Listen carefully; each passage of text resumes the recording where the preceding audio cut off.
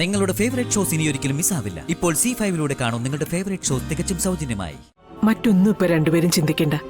മോൾക്കൊരു നല്ല സമയം വരുമ്പോ അതിനൊപ്പം ചേർന്ന് നിന്ന് അതിൽ സന്തോഷിക്കേ. അവളൊന്ന് രക്ഷപ്പെട്ട് കാണാൻ വേണ്ടിയല്ലേ നിങ്ങളുടെ ഈ കഷ്ടപ്പാട് മുഴുവൻ. എന്നാലും എല്ലാ കാര്യങ്ങളും മുൻകൂട്ടി ചെയ്തു വെക്കണമെന്നേ ഞാൻ പറഞ്ഞുള്ളൂ.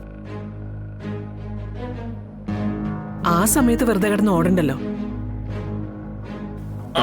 ഇനി തന്നോളൂ.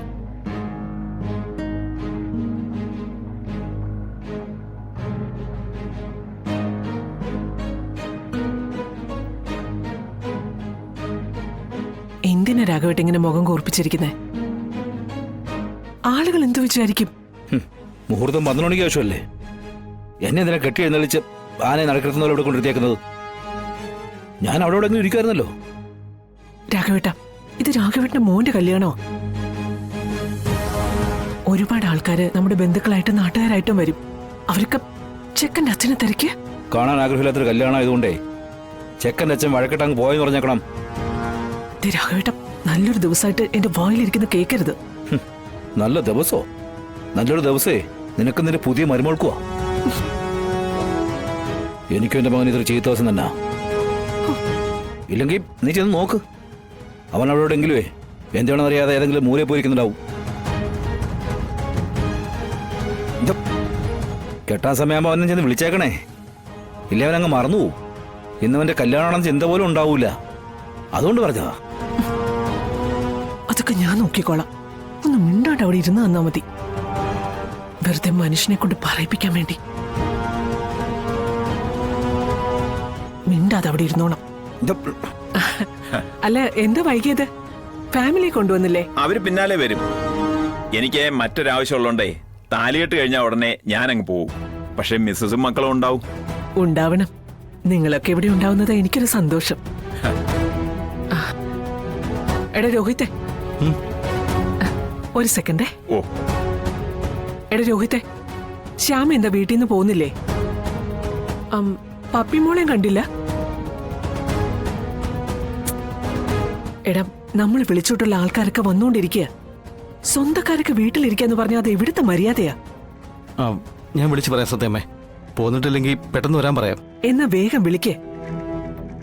അന്യ ആൾക്കാരുടെ കല്യാണത്തിന് വരുന്ന പോലെ മുഹൂർത്ത സമയത്ത് വന്നാ മതിയോ? ആ രോഹിത്തെ, ദേ വിഷ്ണുവിനെ മണ്ഡപത്തിലേക്ക് കൂട്ടിക്കൊണ്ട് വരേണ്ടത് നീയാ.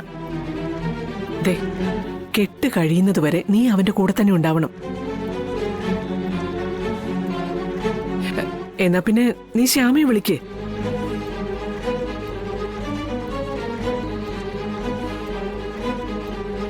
എല്ലാ കാര്യങ്ങളും ഞാൻ ഒറ്റയ്ക്ക് നോക്കണമെന്ന് പറഞ്ഞ വലിയ കഷ്ടം തന്നെയാ.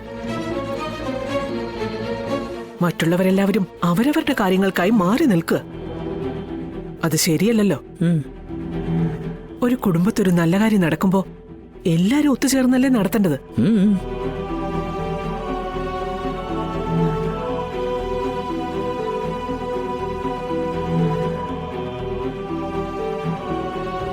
മറ്റൊന്നും ഇപ്പൊ രണ്ടുപേരും ചിന്തിക്കണ്ട. മോൾക്കൊരു നല്ല സമയം വരുമ്പോ അതിനൊപ്പം ചേർന്ന് നിന്ന് അതിൽ സന്തോഷിക്കേ. അവളൊന്ന് രക്ഷപ്പെട്ട് കാണാൻ വേണ്ടിയല്ലേ നിങ്ങളുടെ ഈ കഷ്ടപ്പാട് മുഴുവൻ. സന്തോഷത്തോടെ കല്യാണം കൂടി മോളെ അനുഗ്രഹിച്ചിട്ടേ പോകാവൂ.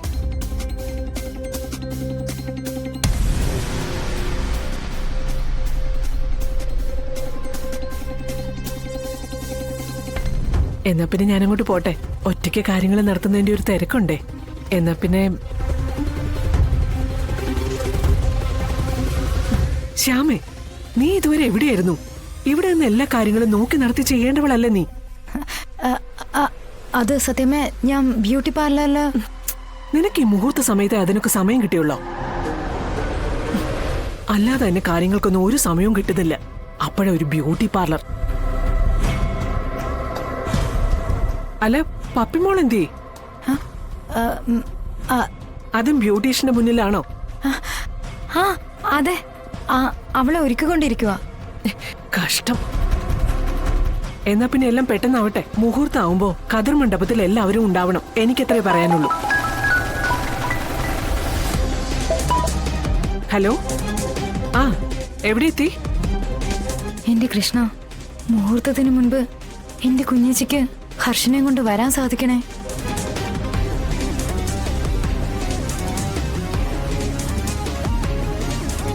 ബൈപ്പാസിലേക്ക് എത്താൻ ഇനി ഒരുപാട് പോണല്ലോ രാമേട്ട. ഒരു 1/2 കിലോമീറ്റർ കൂടി. അതിനു മുമ്പ് അമ്മൻ കോവിൽ ക്ഷേത്രം അതാ വളവ് തിരിയുന്നിടത്ത. ആ, ബൈപ്പാസിൽ കയറി കഴിഞ്ഞാൽ നമുക്ക് ആ കാർ ചേസ് ചെയ്ത് പിടിക്കാൻ പറ്റും. പറ്റണം. നമുക്ക് സമയം കുറച്ചേ ഉള്ളൂ. അതിനുള്ളിൽ ഇതെല്ലാം നടക്കണം രാമേട്ട. മോൾ ടെൻഷൻ ആവണ്ട. ഈ പറഞ്ഞ സമയത്തിനുള്ളിൽ ഇതെല്ലാം നടക്കും.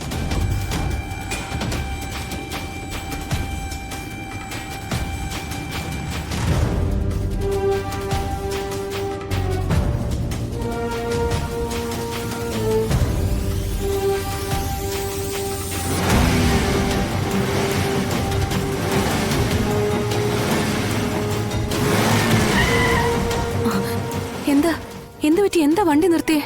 അറിയില്ല. രാമേട്ട എന്താ? സ്റ്റാർട്ട് ആവുന്നില്ലല്ലോ. ഞാനൊന്ന് ഇറങ്ങി നോക്കട്ടെ മോളെ.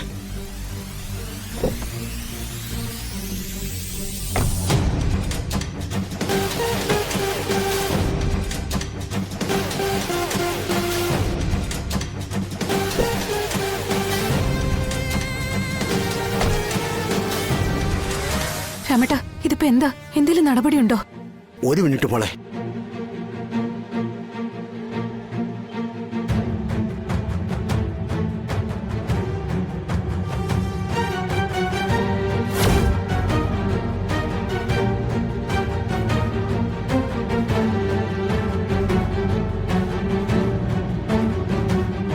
ഇതാണ് സത്യഭാമയുടെ മകൻ വിഷ്ണു. ഞാൻ പറഞ്ഞത് കറക്റ്റാ. ഈ ചെക്കൻ ഒരു താല്പര്യമില്ല. മുഖം കണ്ടാൽ അറിയാം. സർവേശ്വര, ഇതൊന്ന് കഴിഞ്ഞു കിട്ടുന്നത് വരെ എന്റെ കൂടെ തന്നെ ഉണ്ടാവണേ.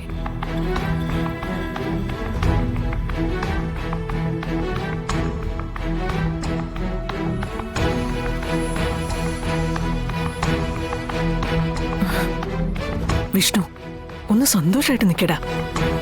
ഇതെന്റെ ഇഷ്ടത്തിന് നടത്തുന്ന കല്യാണമല്ല. അമ്മയുടെ പാവയാണ് ഞാൻ. ഇല്ലാത്ത സന്തോഷം മുഖത്ത് വരുത്താൻ എന്നെ കൊണ്ട് കഴിയില്ല. നീ ചെന്ന് അച്ഛന്റെ അനുഗ്രഹം വാങ്ങിക്ക്.